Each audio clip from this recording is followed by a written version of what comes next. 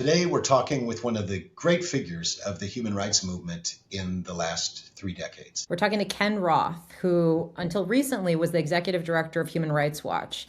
Ken started at Human Rights Watch in the early 90s and just left a few years ago. He took that organization, which is now known as being really one of the most impactful human rights organizations globally, from around 50 people to around 400 employees.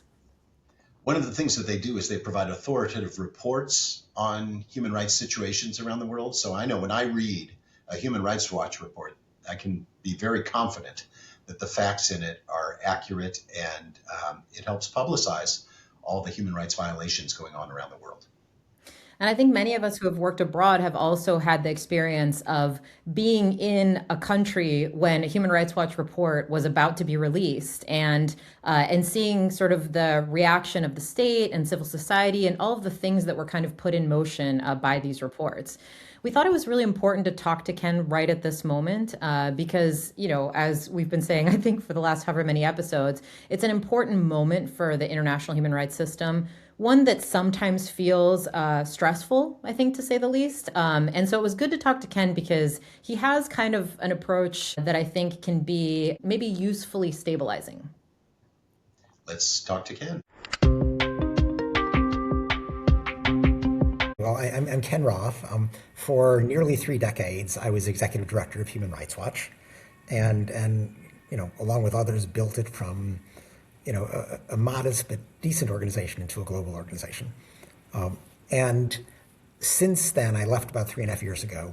I've been a visiting professor at Princeton. I've written a book called Righting Wrongs, which is part memoir, but it's sort of a strategy book about how we move governments. You've been a very prominent human rights advocate, for decades now. And I think you'll agree that the human rights kind of project right now is in a complicated place. So maybe just tell us, what are your thoughts about what's happening now? And when you kind of look back, let's just do one big picture reflection. Well, part of it, Claudia, is that, I've seen things be quite bad in the past too. And it's cyclical. So that's why I don't get super depressed right now, because I know that whenever you have a bad moment, which we currently are in, there's a tendency of governments to push too far, to generate a reaction, and in a sense to spell their own demise. And we're seeing that already with Trump. But I just think back. I started doing work at the height of the Cold War, where it seemed that it was going to be impossible to move anything in the Eastern Bloc. And then everything changed, and in just a couple of years, it was remarkable. And, so there was a kind of very optimistic moment, and that then degenerated into sort of all these ethnic conflicts as various dictatorial governments fell apart. And, that was horrible. We got through that. And so, I just think, yes, we're in a bad period right now. Trump is attacking, a lot of the fundamentals of international law, certainly of international human rights and humanitarian law. But he's also generating huge protests and pushback. And, the pushback, particularly from other governments, has not been terribly effective. But I think we even saw a turning point there when he took it a step too far. And, kind of intoxicated by his Venezuela success, he went after Greenland. And that was, a step he shouldn't have taken. So, I think that my bottom line is this is a battle. We should not be defeatist. We should not be fatalistic about it. That it is very worthwhile pushing back. And we have every reason to think that we'll be able to push this period of excesses back as we have in the past.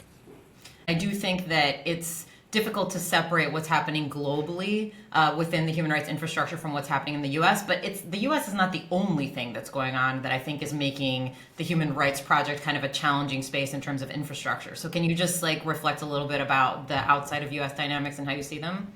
Sure. I think that the two, big countervailing forces right now are, first China, and then I would say more broadly, the rise of autocracy. And, China, and I describe this in my book, I think represents the greatest threat to the global human rights system today, because it's the only country that is offering a systematic alternative. China would actually rip up human rights treaties and substitute, essentially a test of whether GDP per capita is growing. And that's, there's a certain superficial appeal to that, because indeed China has pulled hundreds of millions out of poverty, from a a very low base created by the Chinese Communist Party's own conduct and the Cultural Revolution and the Great Leap Forward. But nonetheless, we have to grant them that. But when they look only at GDP, only at the size of the pie and not how it's divided up, that takes the individual out of the equation. And what human rights are all about is the individual. And that's why I think it's a radical critique. Some people say, the U.S. promotes civil and political rights and China promotes economic and social rights. That's actually not true. China doesn't want you looking at economic and social rights because that requires looking at the individual. And they don't want you asking, how are the Uyghurs doing, or the Tibetans, or even rural Han Chinese. These are just forbidden questions because the answer is not so well. They don't want to meet up to their obligation to use available resources to improve the lot of the worst off. They just want to, build the pie and invest it in security or, whatever Xi Jinping's pet project is of the moment. So that's a very fundamental challenge. They also are trying to change the way the UN defends human rights. So if China had its way, there would be no pressure. There would be no mentioning of countries. It'd be back to the day where, we just had broad anodyne resolutions saying, we're for women's rights, or, we're for free expression. And that, would essentially sap places like the UN Human Rights Council of its very considerable capacity to generate pressure to improve human rights. So that's why I think China is a real threat. Now, apart from that, there is this global contest between autocracy and democracy. And, my take on that is that it looks worse sitting in an established democracy than it does in the rest of the world. And I say that because in the established democracies, we clearly do have a problem in that there is, broad perception on the part of, let's say the ethnic majority working class in various countries, that government is not serving them and that they are, not listened to, not served, not respected. And these are the people who are willing to succumb to the far right alternative, even though the far right doesn't offer them much. But the far right does upend the system, and they're happy to just, lash out at the system. So I do think in the established democracies, mainly the West, we have to do a better job of serving everybody. And that's a real challenge. But if you look around the world, the people who live under autocracy almost uniformly want out. And we see the evidence of that in these huge demonstrations that are popping up periodically in country after country. And they're not always successful. I mean, Iran is the latest example where if the government is sufficiently brutal, they can crush the democracy, crush the protests for a while. But these protests have actually been successful recently. In Bangladesh, they got rid of Sheikh Hasina. In Sri Lanka, they got rid of the Rajapaksas. Sometimes it's the ballot box. So, Bolsonaro was ousted. In Brazil, the Law and Justice Party lost the prime ministership. In Poland, in South Korea, they averted a constitutional coup by the president. So, the popular pressure can work sometimes. And, even when it doesn't, in places like Russia, Belarus, Nicaragua, Uganda, these autocrats are living a very precarious life. They're terrified of their people. They're all worried, for example, like, Viktor Orban, who's about to lose the next election. They're worried that that could be their next phase, or worse, that there could be a color revolution. I mean, that's Vladimir Putin's nightmare, that he would face this fate of Bashar al-Assad, the Syrian dictator, who, was ruthless, but was so despised that when the HTS rebels started marching on Damascus, nobody came to his defense, and he was ousted very quickly. So, that's why I kind of take heart from what people show that they want around the world. When they live under autocracy, when they live under governments that serve themselves, not their people, that are unaccountable to the people, they don't want that. And so I still, think that we're on the right side of history in pushing for democracy. But as with everything else, it's a battle, and we're going to have to fight that battle. It's interesting. You talked about China, and I think I want to return to that for a second. One of the challenges we've faced in recent years is the actual infrastructure for protecting human rights at the UN and other places. So it's not just that China offers an alternative of human rights with Chinese characteristics, but there's actually a presence in the bodies which are supposed to be protecting human rights. And I wonder if you could talk a little bit about the UN and also about how organizations like yours fit into that overall picture of the institutional infrastructure to protect human rights. Well, Tom, when we talk about the UN, I think it makes sense to talk about it in two parts. There's the UN, which is composed of, big operational agencies, and there the effectiveness also often depends on the leadership. So that's things like WHO or UNICEF or the World Food Program, things of that sort, where these are big operational agencies that serve people, often quite effectively, sometimes not. And then there's the UN as a conference room, where it's just a place for governments to meet. The UN is basically a landlord. Now, when it comes to the conference room, it depends which conference room, obviously. The Security Council these days has been stymied by the veto. I think the only good thing you can say about the Board of Peace, Trump's crazy venture, is that it gets rid of the veto, although I guess it keeps his veto, but a personal veto for life.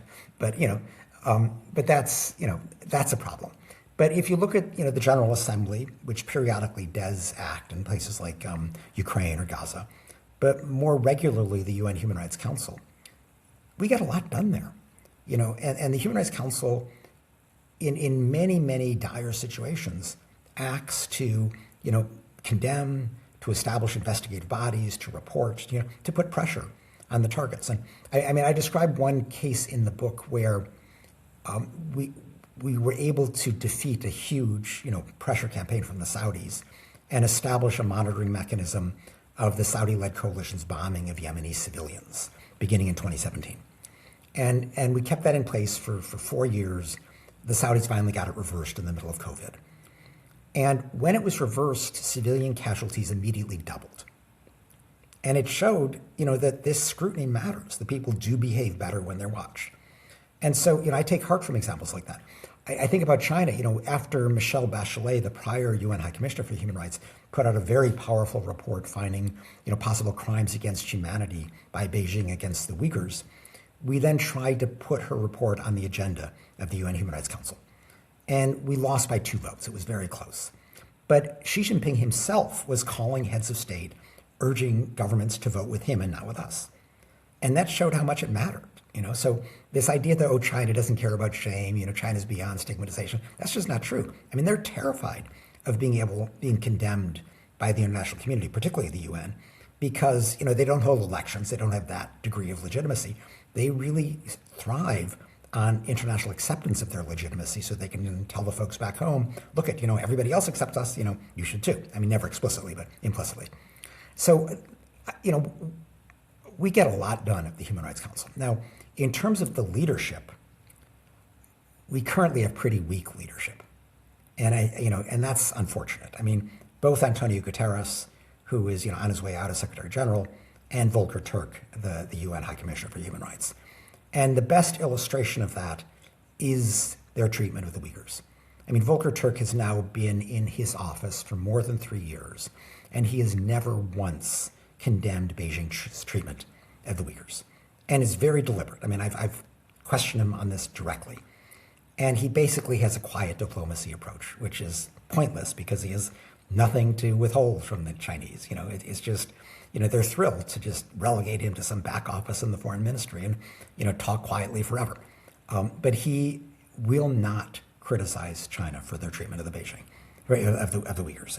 And this, a case can be made that this is one of the most severe human rights abuses around, to detain 1 million people out of a population of 11 million and force them to abandon their culture, their religion, and their language.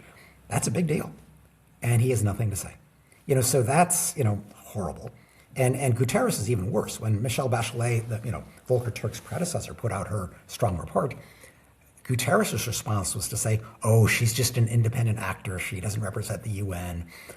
Read the Chinese rebuttal, and I hope China continues to cooperate with the United Nations. He just basically threw the Uyghurs under the bus. And so, with that kind of leadership, it's time for a change. This is always, a kind of debate, engagement versus external criticism. And, I suppose in the abstract, there's a role for both. I wonder if I can ask you about Human Rights Watch and what the approach you all have taken during this 30-year period when you were running the organization, and how you see that fit into the infrastructure of human rights protection. Yeah, there's nothing wrong with engagement. I've spoken, directly with a lot of real thugs. The key is really, quiet diplomacy doesn't work unless you have a carrot or stick that you can deploy.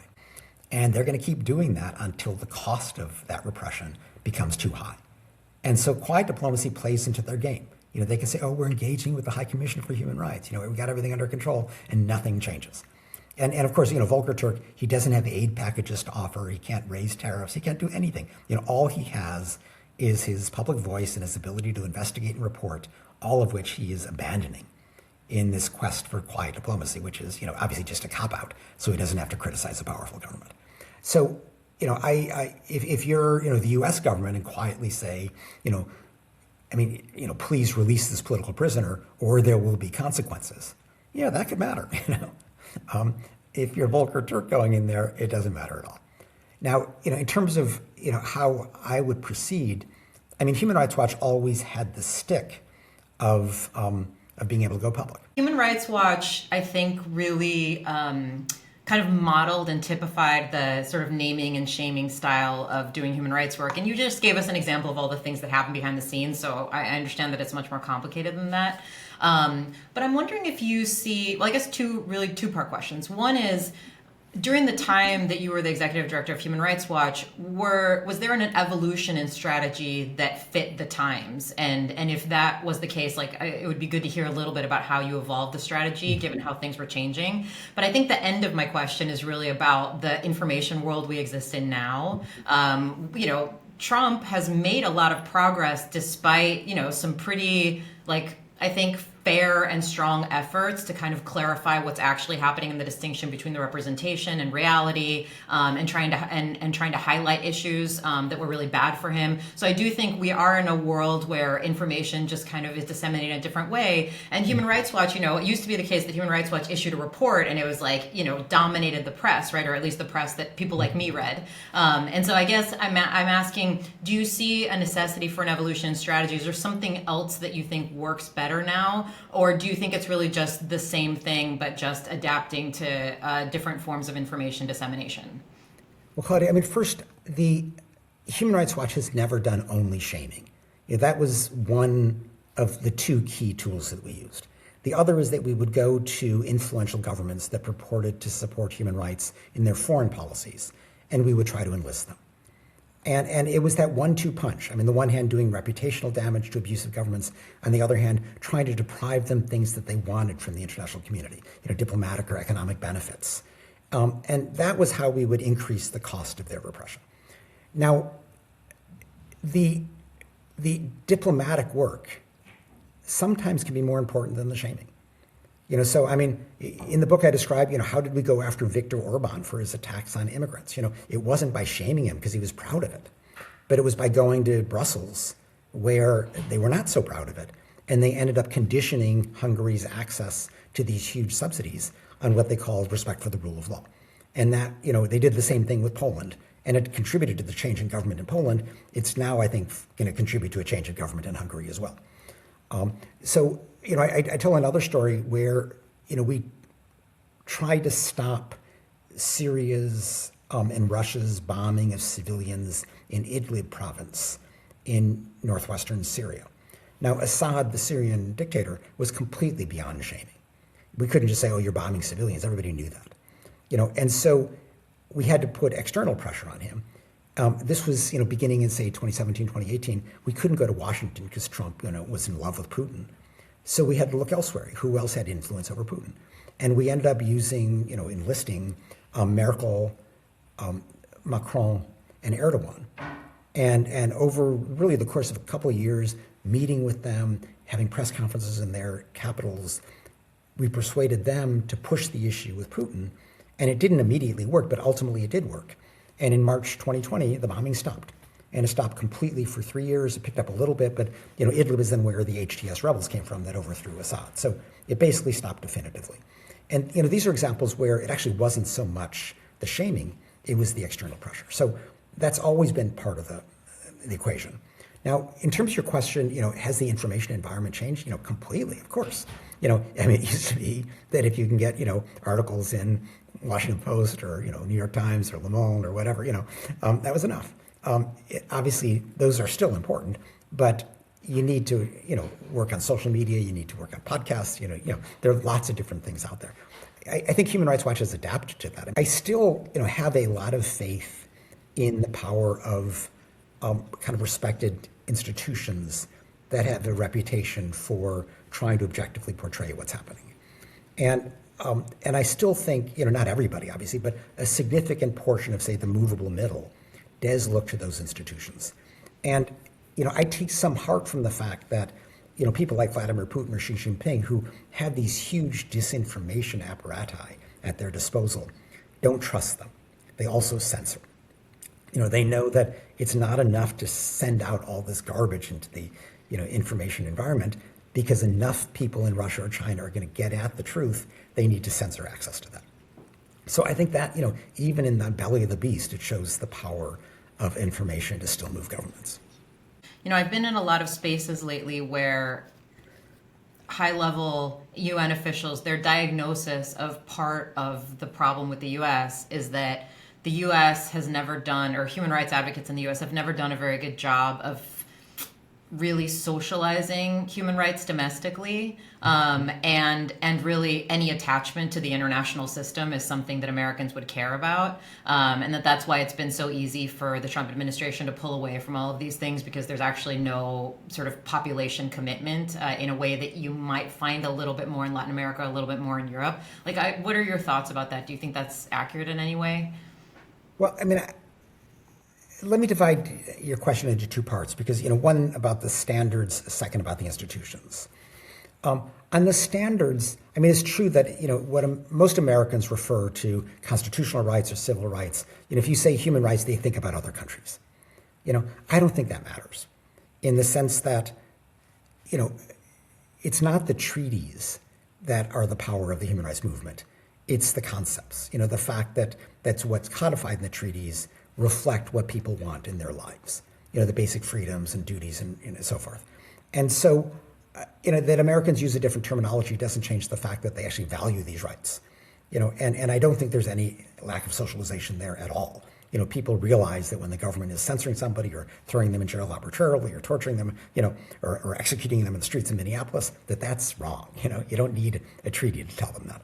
So I actually think at that, most important level, Americans are quite socialized to rights. In terms of international institutions, you're right. Most people don't really know what the UN does. They probably think it, mainly hands out aid. The UN is not an important body for defending human rights in the United States, and so it is not a place that most people look to for themselves. They look to more to promote rights elsewhere, and so that reduces the number of people who care to people who kind of care about the world, which is, obviously a kind of a minority of Americans. Most people are focused domestically. So, I guess, that's a fair criticism, but, foreign policy has always, in a sense, been a somewhat elite endeavor. And I think that among those who do follow foreign policy, there is an appreciation for the United Nations. I think people are appalled by Trump's withdrawal from the Human Rights Council. This time he didn't even, withdraw, in highlighting the devastation caused. If you take 20% away from the World Health Organization, that means fewer vaccines, less ability to kind of protect Americans from infectious diseases that can pop up wherever. There's, a way to make this a self-interested endeavor, even if one doesn't have the benevolence that should guide a lot of this foreign assistance. One of those institutions I've become critical of on the basis of what I've seen over the last 20 years is the ICC, which has been an enormous amount of money for a very small number of convictions. And in my view, in some cases has made the situations worse, that they're trying to address. Is it part of the toolkit or is it distraction? What's your opinion of the way the court's been run? Yeah. Tom, I think it's a very important institution, but I agree with you that it's underperformed. And it has had now 3 prosecutors. Luis Moreno Ocampo, for the first decade, sort of saw his role as defending the court from the Bush administration's attacks, and did a good job of that, did a lousy job of investigating cases. He treated, an arrest warrant as sort of like a press release, kind of issue the paper now, investigate later, and a lot of his cases fell apart. Fatou Bensouda, who came in for the next 10 years, was much more conscientious, She did open up a number of investigations outside of sub-Saharan Africa, which had been one of the criticisms of the court. But she wasn't able to bring things to completion. And so she started a lot of investigations, but didn't file a lot of charges. And it took Karim Khan to come in, who actually knew how to handle himself in a courtroom, who was a real prosecutor, to begin pushing some of these cases forward. And he put out some very significant charges. Putin, among and another for kidnapping Ukrainian children. 4 Russian commanders for bombing Ukrainian infrastructure. Netanyahu and the former defense minister Gallant for starving and depriving Palestinian civilians in Gaza. Duterte, the former Philippine president, for summarily executing drug suspects. These are important cases. And the big problem now is that the court has been headless for almost a year because Karim Khan is facing sexual assault charges or allegations toward one of his staff members. And the Assembly of States Parties, the ICC state members, have let this linger. They haven't resolved it. And there's actually an investigative report that was delivered in early December, and the states parties are still sitting on it. And this is having, huge consequences because there are 2 deputies who are trying to run things in Khan's absence, but they don't have the stature to make the tough decisions. And so, among the big decisions waiting to be made, there's been no public charge of Putin for bombing anything. There's been no public charge of any Israeli official for bombing anything. I think Trump should be charged with obstruction of justice for his sanctions against the ICC senior personnel. You need a real prosecutor to bring these charges, and there's nobody there. It is utterly irresponsible of the states parties to be sitting on this thing. And I don't know whether he did what he's accused of or not, but they should resolve it one way or the other and either fire the guy or vindicate him. But it is too important an institution to allow it to be headless all this time. So in that vein, what are your top reforms of the human rights multilateral system? And then if you have something to say about the regional system, but I know it's kind of a ridiculous time to ask that question, but we still ask it. What are the reforms that you think are needed? Look, with the ICC, I actually think it was moving in the right direction. I give Khan credit for pushing things forward in a way that had never been done before. But, if it's not going to be him, it's got to be somebody else. One thing I worry about that is if it's not him, and I think that's probably the likely result, there's going to be real political pressure to choose somebody who goes soft on Israel. And that's, one thing that I worry about. With the Human Rights Council, the biggest reform that I would make is the way that members are chosen. And if you go back to the original concept, conceived by Kofi Annan, introduced by the General Assembly when Jan Eliasson was the president of it, the key to having good membership on the council was competitive elections. And that was the big innovation over the prior Human Rights Commission, which had been basically become a club of thugs and tyrants from around the world who wanted to avoid criticism, so joined this commission to undermine it. And so Kofi's idea was have competitive elections. And for a while, it actually worked.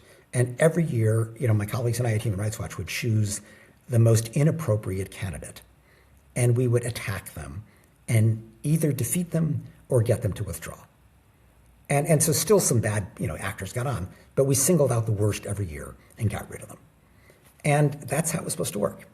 Now, what has happened since is that the regional groups of governments that are the ones that propose candidates, and each region is assigned a certain number of candidates, they have begun to game the system and propose only the same number of candidates as there are openings. So basically depriving the General Assembly of a choice.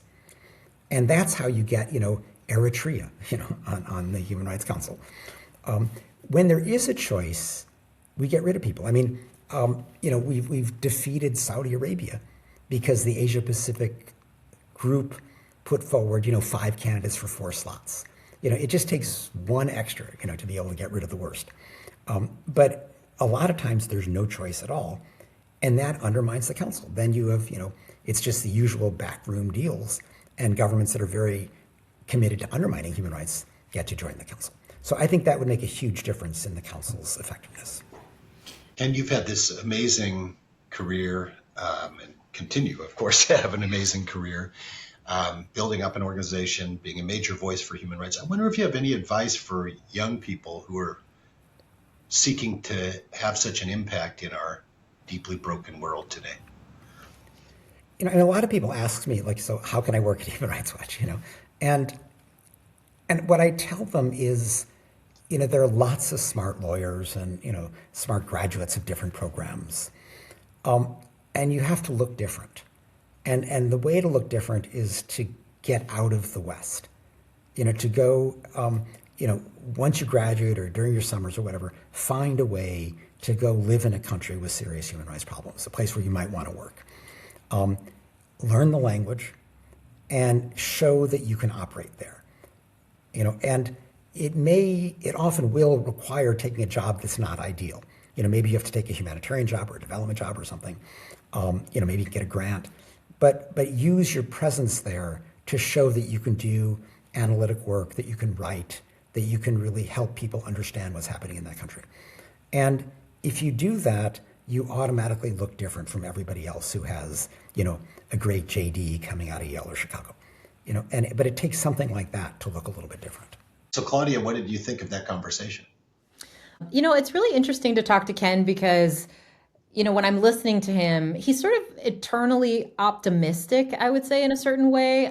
Or at the very least, you could say he frames things in relation to other experiences. I'm not sure I completely agree with everything because I do see some differences in the way that states are relating to the human rights system. And also because the human rights system, at least in its UN manifestation, is so short, it's hard to really know what the patterns are. But I'm curious about your reaction. How do you find Ken's optimism and assurances that this is a bit more of the same?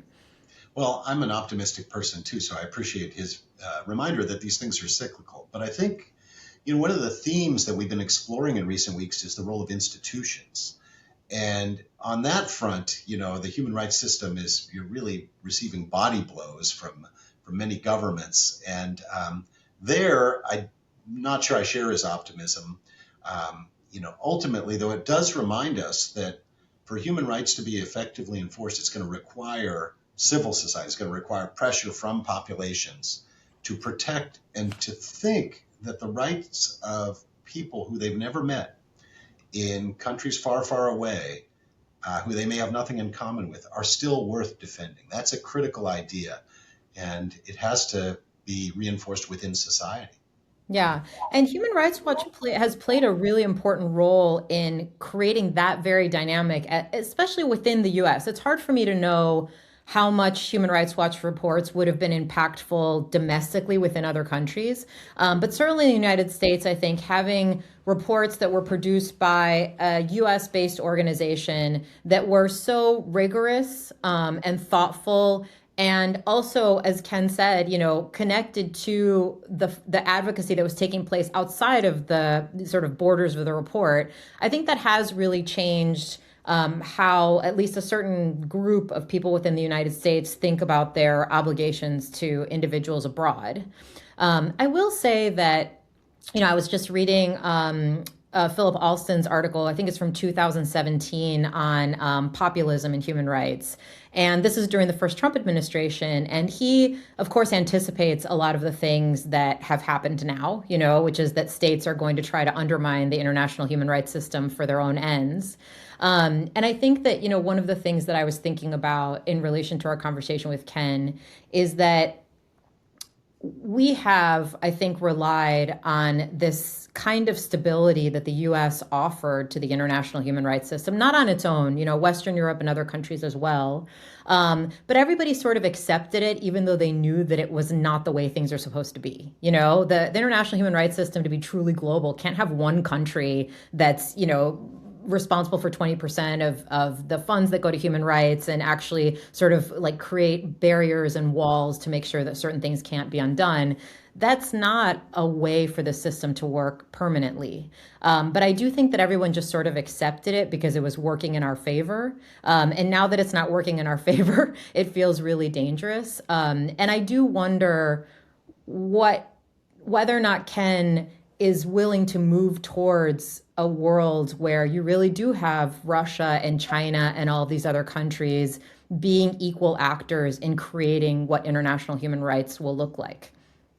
Well, I'm sure the answer would be no, but then the question is where else it's going to come from, where else leadership's going to come from. The United States abandoning its position on democracy and human rights really has huge systemic effects because, not only are we actively cooperating with dictators, which we've always done to some degree, but there was the civilizing force of hypocrisy, as the phrase goes, where at least we talked about our ideals as being something that was somewhat universal. And, now the government, the administration seems to have given up on that.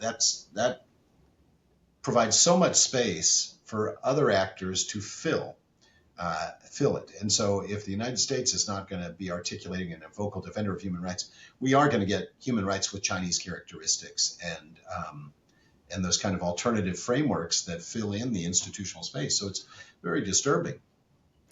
But all that said, I think that, we just did an episode recently on Bangladesh. You do see places where people are just simply not willing to put up with abuses after a certain point. And I don't think that's going away. I really believe one of the powerful forces behind human rights protection is that no one wants to live under a dictatorship. No one wants to be repressed. And we all have a sense of loss when we are living in those circumstances. And, what's the critical step is for us to see a universal and an international concern about those matters. And if we can keep that up at the level of civil society, then there will be some sort of opportunities for human rights defenders in various countries. Yeah, no, I think that's right. But I guess I want to try to go a little bit further on this question of who should be the sort of powerful force within the human rights system, because the point that you just made that people will always object to circumstances that are violating their rights in a basic way. I agree with that. I also think that means that the people of Russia also, will do that the people of China will also do that. So, in a way, you can't have just one community that is really aligned with these human rights ideas. You need all of the communities in the world to be aligned with these human rights ideas. And I think that one of the things that we are seeing in the way that states are now using the space that the US has left open to start trying to undermine some of the principles within the human rights system is that states are really bad protectors of human rights. States have their own interests. And unless they're receiving sustained pressure from their populations, it's not in their interest to be held accountable. And if you actually have a world that's more balanced, you're not going to have outsized powers holding everybody else accountable. And I think I tried to ask Ken that question we were talking about, what are the reforms that you would need to see? Because in my mind, it's actually cabining state power within the human rights system. I just don't know quite how to do that. I don't know. What are your thoughts about this? Because I do think we need to be more creative about what the next generation will look like. Otherwise, we're just going to have another state play the same role that the U.S. played if the U.S. doesn't do it. And it's just going to require a lot more creative research. I mean, I think it's something that human rights researchers should focus on. And if I can be a little critical of the field, we need to move beyond simply filing claims with the Human Rights Council and really think about what's going to work on the ground. Yeah. Because the UN machinery was never that effective, as you know. It's better than nothing, but if that's going to be determined by a group of mostly authoritarian governments, we need to be really creative in thinking about how to improve things on the ground through other mechanisms. Yeah, no, I completely agree with you. I mean, I think that my feeling these days is that whatever the human rights system needs to move towards, it needs to move towards states not calling the shots as much as they're calling them now. And I don't know what that's going to look like. But you're right. There is infrastructure that's developing that is moving communities of people together. Although right now it seems like it's also ripping them apart. So we need to figure out what that means. But I think a reduction in nationalism, a reduction in exceptionalism, and more community building. And, we're not the first people to say this. Mark Goodell wrote, a book, basically focusing on the community mobilization of human rights. But I do think that it seems really important now because, because states are just, they're not reliable. They're not reliable human rights protectors. And it doesn't matter what contractual infrastructure we have, the treaty system, et cetera, et cetera. It's not enough. And it's too easy to dissolve when you get certain state players who either withdraw or who decide it's not serving their interest. So we need something else, I think.